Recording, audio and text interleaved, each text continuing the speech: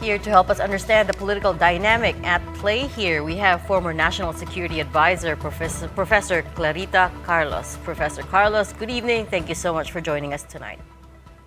Hi, good evening to all three of you. Professor, you heard our reporting about the former president's visit to Beijing. Of course, this is coming on the back of a very eventful week. We had the arbitral ruling anniversary. We now also have the ICC decision. How did you read into all of this? Well, okay. This will require more time than what the show would give me, but let's take it one at a time. I'm listening to the commentaries of some of your resource persons in regard to the ICC. Harry Roque, who is my student, a very fine scholar, is correct. The ICC, imperatives can only kick in if we are doing nothing in our local courts, and that is not true.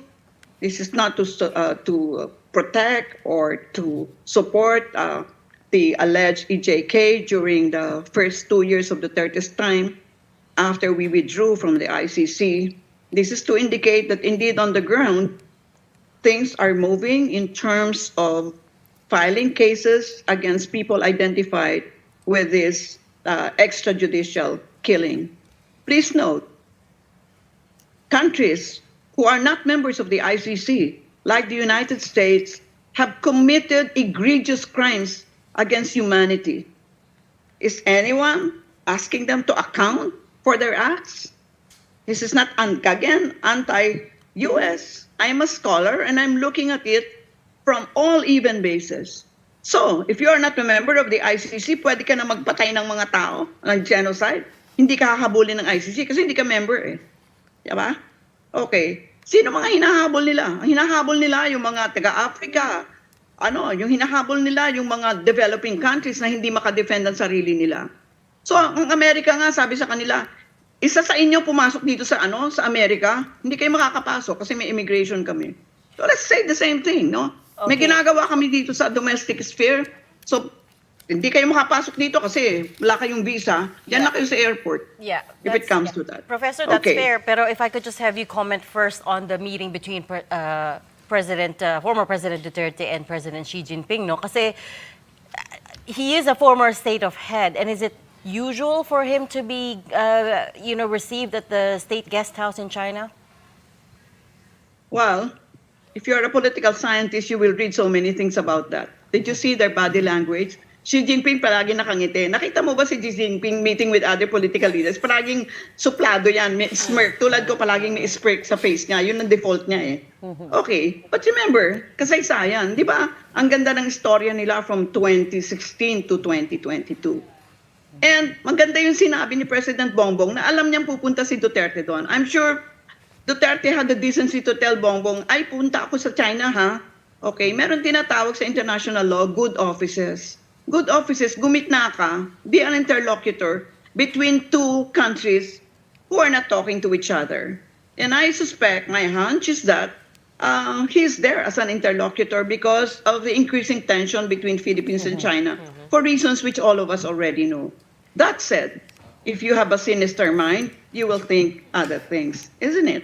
And yung sinabi nga ng isang resource person yun, si Manhit, na ina-undermine niya yung present administration. I don't think so. With all due respect, I disagree with him.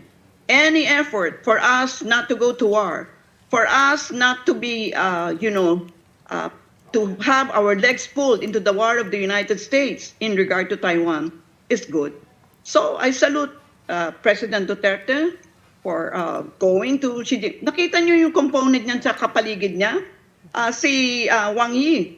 You know, Wang Yi met with me. Si Wang Yi kasi is the top foreign policy minister yan. Nasa Politburo siya ngayon. When I met with Wang Yi, ang ganda ng usapan namin. More than 1 hour kami nag-meet dito nung NSA ako. And this is where we should go. Let us move away from the conflict on territory and sovereignty and let us talk functional cooperation. This is one of my memoranda to Bongbong Marcos before I resigned as NSA. Well, Professor, what leverage do you think can we get from this meeting? Sabi nga po ni President Marcos, kahit papano sana may maayos, meron tayong makuha dito. And doesn't this run contrary to the statements of the President in the past months? when it comes to the West Philippine Sea? Well, as a matter of fact, it is in sync with what he declared at the time of his inauguration, where he said China is our neighbor, our partner, and we're going to flesh that out. Unfortunately, things did not pan out a week after he visited China, which was the first week of January, and the articulation of their leadership, the leadership Xi Jinping, and what they were doing on the ground, they did not come together. So every effort for us, these two countries, to make more robust our relationship is a positive move. So let us not diminish the visit of Duterte. All right, we're going to have to leave that there for now. Thank you so much for joining us, former National Security Advisor Clarita Carlos.